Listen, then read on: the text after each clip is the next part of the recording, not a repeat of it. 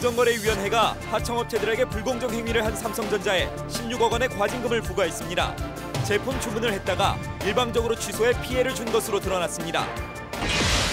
여름방학 또는 휴가를 맞아 캠프에 참가하는 소비자가 늘면서 캠프 주관업체들이 계약 해지 또는 환급을 거부하는 등 소비자 피해가 끊이지 않고 있습니다.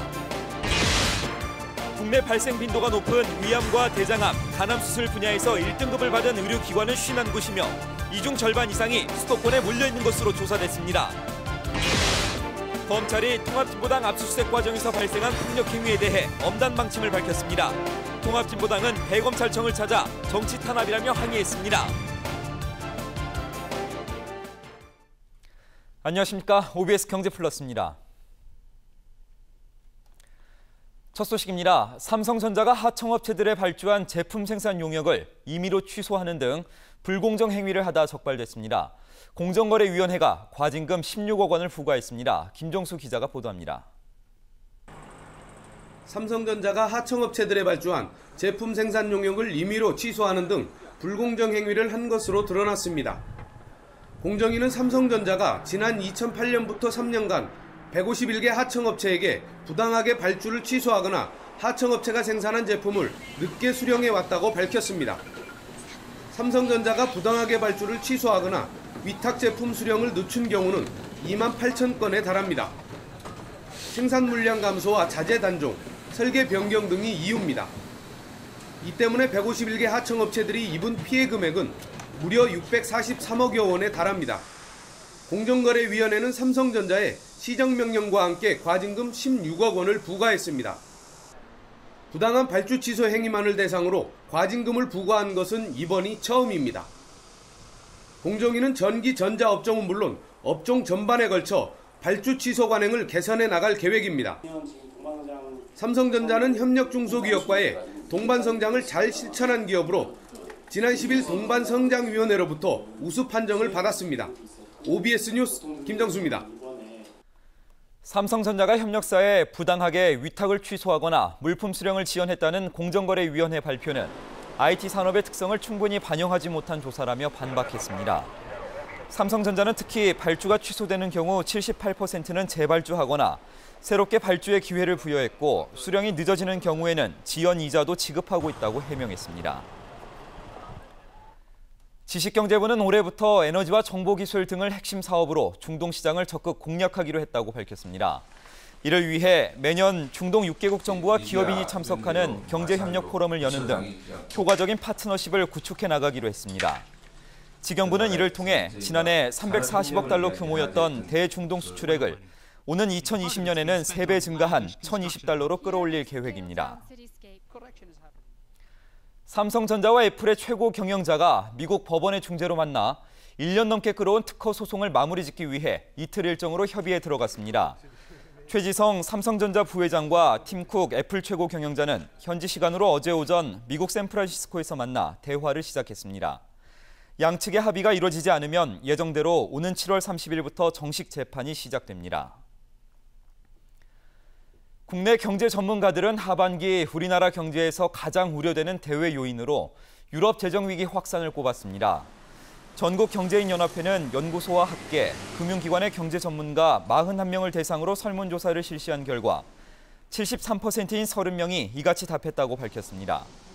중국 등 신흥국 성장 둔화가 10%, 고유가 등 원자재 가격 상승이 2%로 뒤를 이었습니다. 대내 경제 위험 요인으로는 가계부채가 56%, 대선, 북한 등 정치 리스크가 27%를 차지했습니다. 여름방학이나 휴가를 앞두고 자녀를 각종 캠프에 보내려는 부모님들이 많은데요. 이 계약 내용과 다른 서비스를 제공하거나 계약 해지 또는 환급을 거부하는 등 캠프 관련 피해가 끊이지 않고 있습니다. 김미애 기자가 보도합니다. 지난해 한국소비자원에 접수된 각종 캠프 관련 신고 건수가 전년에 비해 절반 가까이 늘어난 것으로 조사됐습니다. 캠프 피해 중 40%는 여름방학 기간인 7월과 8월에 발생했습니다. 피해 유형별로는 캠프 주관업체들이 소비자들의 청약 철회나 계약 해제 요구를 부당하게 거부하는 경우가 70%로 가장 많았습니다. 계약 내용과 다른 부실한 서비스를 제공하는 경우도 20% 가까이 됐습니다. 캠프 중 안전사고가 발생했거나 약관 자체에 문제가 있는 경우도 뒤를 이었습니다. 대부분 캠프 업체들은 소비자들이 계약 해지를 요구할 경우 약관상 특정일 이후에는 전액 환불이 불가능하다는 입장입니다. 그러나 환급 조항이 없는 것은 분명한 불공정 약관으로 공정거래위원회 시정 권고를 받은 사항입니다. 따라서 소비자원은 피해를 예방하기 위해서는 계약서와 약관을 꼼꼼히 살피고 환급 기준 등을 계약서에 반드시 표시하라고 당부했습니다. 특히 교육 목적 캠프의 경우 주관업체가 교육청에 신고된 것인지를 확인해야 한다고 덧붙였습니다. OBS 뉴스 김미애입니다. 앞으로 보험 사기에 가담해 거짓으로 자동차를 정비하는 업자는 사업이 취소되거나 정지됩니다. 국토해양부는 보험 사기에 가담한 정비업자에 대한 처벌을 강화하는 내용의 자동차관리법 개정안을 내일 공포한다고 발표했습니다. 이와 함께 자전거 캐리어와 같은 외부 장치를 자동차 뒤에 부착하는 경우 별도 외부 장치용 번호판도 부착하도록 했습니다. 국내 병원의 암수술 사망률 평가 결과가 처음으로 공개됐습니다. 건강보험심사평가원은 위암과 대장암, 간암을 대상으로 2010년 수술 실적이 있는 전국 302개 병원의 진료 기록을 분석해 수술 사망률을 평가한 결과 3개 암 모두 1등급에 해당하는 의료기관이 51곳에 달했다고 발표했습니다. 또 한 개라도 1등급을 받은 병원은 271곳으로 이 중 54%인 147곳이 서울과 경기 지역에 분포돼 있는 것으로 나타났습니다.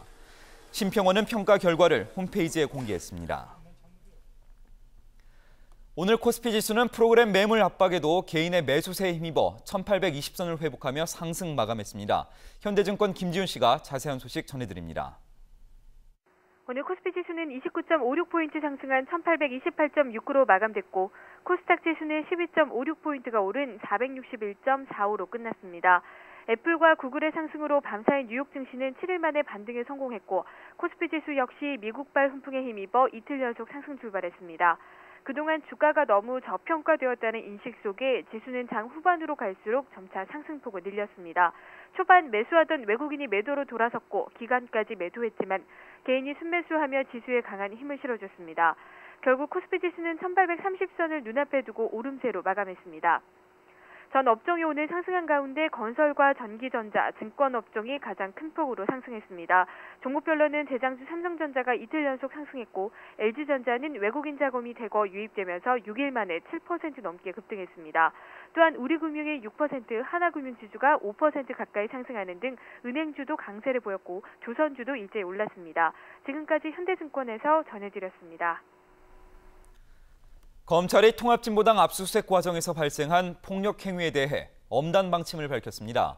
강기갑 혁신 비대위원장 등 통합진보당 관계자들은 대검찰청을 항의 방문했습니다. 김지만 기자입니다. 통합진보당의 압수수색 방해 행위와 관련해 검찰이 오늘 긴급 기자회견을 열고 강경한 법적 대응 방침을 발표했습니다. 임정혁 대검찰청 공안부장은 이번 압수수색 과정에서의 폭력 행위와 공권력 유린 행위에 대해서는 주동자와 적극 가담자를 끝까지 색출해 엄단하겠다고 밝혔습니다. 특히 통합진보당 중앙위원회의 폭력 사태와 야권 단일화 경선 과정에서의 여론조작 사건에 대해서도 법과 원칙에 따라 엄정하게 수사하겠다고 강조했습니다. 그러면서 통합진보당이 법치주의의 근간을 훼손하는 특권의식을 버리고 성숙한 자세를 보여달라고 당부했습니다. 앞서 검찰은 어제 오전 통합진보당 중앙당사에 대해 압수수색에 나섰으나 당원들의 반발로 18시간 가까이 대치 상황을 이어가다 오늘 새벽에야 중앙당사를 제외한 통합진보당 경선 서버 관리 업체 등에 대한 압수수색을 마쳤습니다. 이 과정에서 물리적 충돌 사태가 일어나 10여 명이 다치고 당원 4명이 현행범으로 체포되기도 했습니다. 검찰이 이번 사태를 용인될 수 없는 폭력행위로 간주하고 폭력행위자에 대해 강경 방침으로 돌아섬에 따라 형사처벌 대상자는 더 늘어날 것으로 보입니다. 한편 강기갑 통합진보당 비대위원장과 구 당권파인 당원비대위 김미희 대변인 등은 대검찰청을 항의 방문해 검찰의 압수수색을 규탄했습니다. OBS 뉴스 김지만입니다. 당대표 선출을 위한 전국 순회 투표를 하고 있는 민주통합당이 오늘은 세 번째 순서로 광주 전남 지역 합동연설회와 대의원 투표를 진행하고 있습니다. 김한길, 이해찬 후보가 울산과 부산 경선에서 각각 1위를 기록하며 팽팽한 양강 구도를 형성하고 있어 오늘 개표 결과가 주목됩니다. 특히 광주 전남은 민주통합당의 텃밭인 만큼 이 지역의 대의원 표심이 초반 판도의 분수령이 될 전망입니다.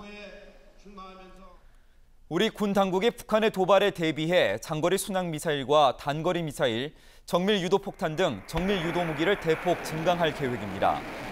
이 같은 계획은 북한의 미사일과 장사정포, 특수부대 등을 단시간 내에 무력화하기 위한 것으로 정부와 군 당국은 향후 5년간 매년 5천억 원씩 약 2조 5천억 원의 예산을 투입할 예정입니다.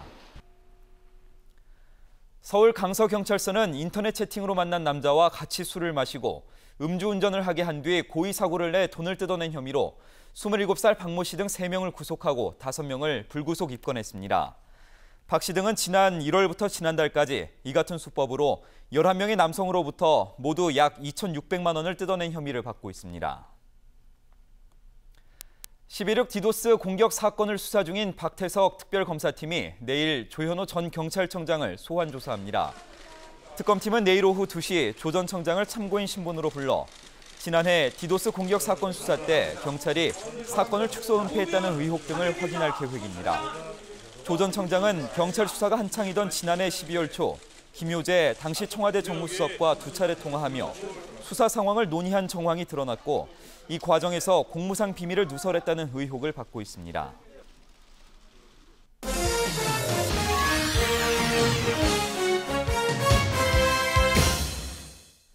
어려운 이웃들을 위해 자신의 재능을 기부하는 것을 재능 기부라고 합니다.